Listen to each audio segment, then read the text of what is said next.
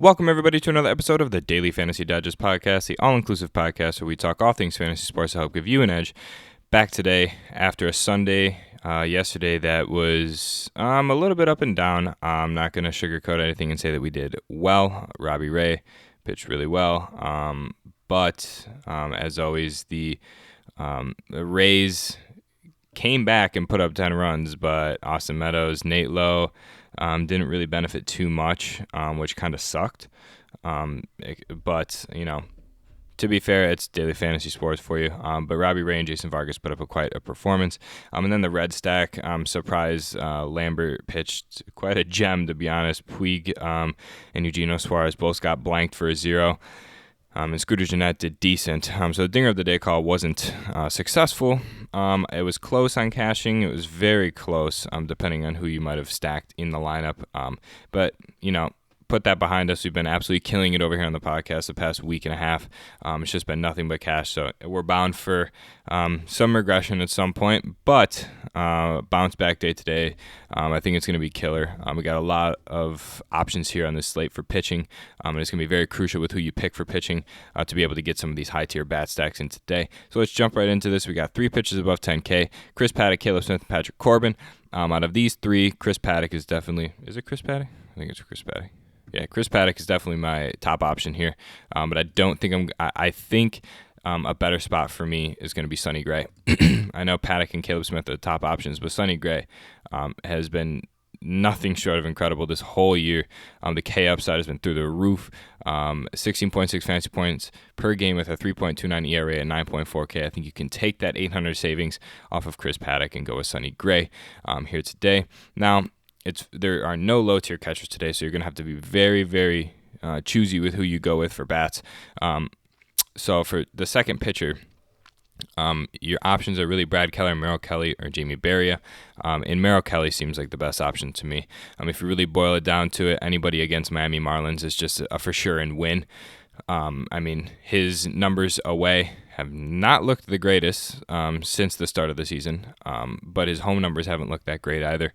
If we really see, I think this is going to be a dominant performance here because the Marlins are the lowest scoring offense in the league, so I think this is a great spot for him. Pivot for me would be Brad Keller, who I think is going to dominate Toronto, but like I said, he's got some shaky performances here against Toronto.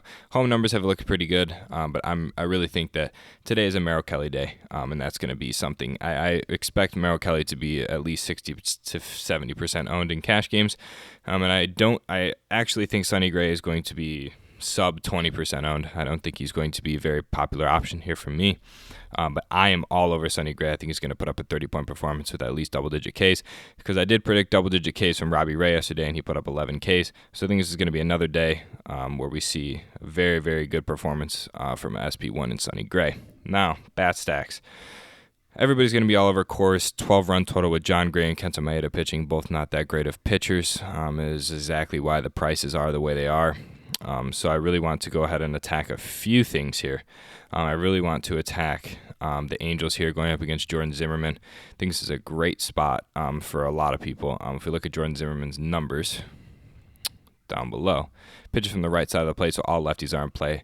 3 of the past 4 games have been negative, so I think this is a great spot for the Angels offense. So I really want to attack a few players here. I think you can actually get some really, really good value here. Ohtani is an absolute lock for me. I think he's a no-brainer. I really want to attack Justin Upton as well as David Fletcher. I think the Angels' top of the lineup, besides Mike Trout and Ohtani, is so underpriced. David Fletcher here, if we just look at his past numbers here, he's been incredible. 3 RBI, stolen bases, 29-point performance here against Baltimore. Look at Justin Upton. Same deal, 14-point performance at home run 2 games ago. And then, as always, Ohtani. Guy's just ridiculous. He's absolutely incredible. I expect Mike Trout to be high-owned as well, and I believe Cole Calhoun is definitely an option as well, so that's definitely something to look at tomorrow. Now, there's 2 stacks left over, and it's very easy to go with either. Just based on who's going to be pitching. Part of me wants to go back to the Reds, but I think the Royals are the right option to go. Pannone is just terrible. If you just go back and look at his numbers just for a quick glance here. 6.39 ERA. He lets up 4 runs. I mean, he can barely make 4 innings. He hasn't had over a 10-point performance since May, so that's quite terrible, to be honest. Pitched from the left side of the plate, and to be honest, the Royals players are quite underpriced for what's actually. Whit Merrifield is usually a 5K player. He's below 5K today, so I think we can really take advantage of a few things here. So Hunter Dozier, definitely somebody that I want to lock into my lineup tomorrow. You can move David Fletcher down to the outfield spot. David Fletcher, you can move him to the outfield spot and get some of those players in there, as well as Chelsor Cuthbert, who is just incredible as well. He's really starting to light up. And we just look at some of his past performance. He's gotten double digits quite a few times. So I think Cuthbert is definitely an option tomorrow as well. And then a few other players as well. I really would like Jorge Soler. I think he's in a great spot. But that is just really depending on who you want in your lineups, to be honest. Let me see if it's possible. I believe you'll be able to fit in Whit Merrifield as well. Low tier catcher and Bobby Wilson will pitch you at $3,900. For somebody like Andrelton Simmons, you can get to kind of complete a 4-4 or a 3-4 if you wanted to. But I think this is definitely the way to go. I think these 3 guys are definitely locks. So like I said on this podcast, the Daily Fantasy Digest podcast, we are all for low tier catchers here. It's the easiest option in this entire the entire DFS strategy. Low tier catchers always allow you to get more when it comes to stacking the entirety of your lineup. So I think the way to go today is Sonny Gray and Merrill Kelly as pitchers. And for bat stacks, the Angels are going to be very popular and chalky. Ohtani, Upton, and Fletcher are my top options. And then doubling it back with the Kansas City Royals, Hunter Dozier, Chelsor Cuthbert, and Whit Merrifield. I think all of them are viable options here today.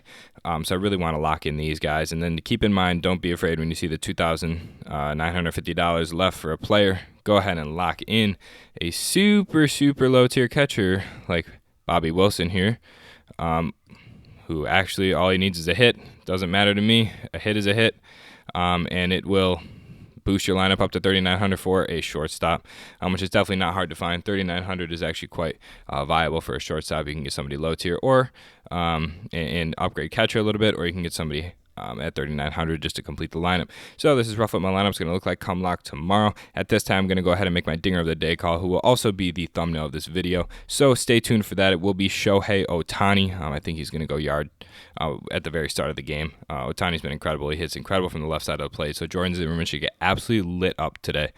I'm assuming they're going to at least put up 6 to 7 runs. So I expect Ohtani to be a very vital part of that, as well as Upton and David Fletcher. So Shohei Ohtani is going to be the dinger of the day call on this video, as well as the thumbnail. So appreciate all the support we've been getting on the videos lately. This is exactly what my lineup is going to look like come lock today. So I hope you join me and let's win some money together. Like I said, I've appreciated all of the support we've been getting on the videos lately. So if you could leave a like and a comment down below, subscribe to the video or subscribe to the channel if you haven't already. Make sure that you stay up to date with all those videos. Head on over to Twitter. Follow the Twitter at @FantasyDigest_. So you can stay up to date with everything regarding the videos and anything we may tweet before lock, as well as giveaways. So don't miss out on that. And as well, I'll always mention to stay up to date on Twitter for the upcoming fantasy league that we're dropping with a crap ton of content. So stay tuned for that as well. It's going to definitely be something that you're going to want to check out. Quite entertaining as well. We have a lot of people from the DFS industry that are going to be competing in a league, courtesy of the Fantasy Digest podcast, for a $500 cash prize, as well as a bunch of giveaways. So stay tuned for that. So hopefully everybody wins some money today. Good luck to everybody, and we'll see you tomorrow for another breakdown here on the Daily Fantasy Digest podcast.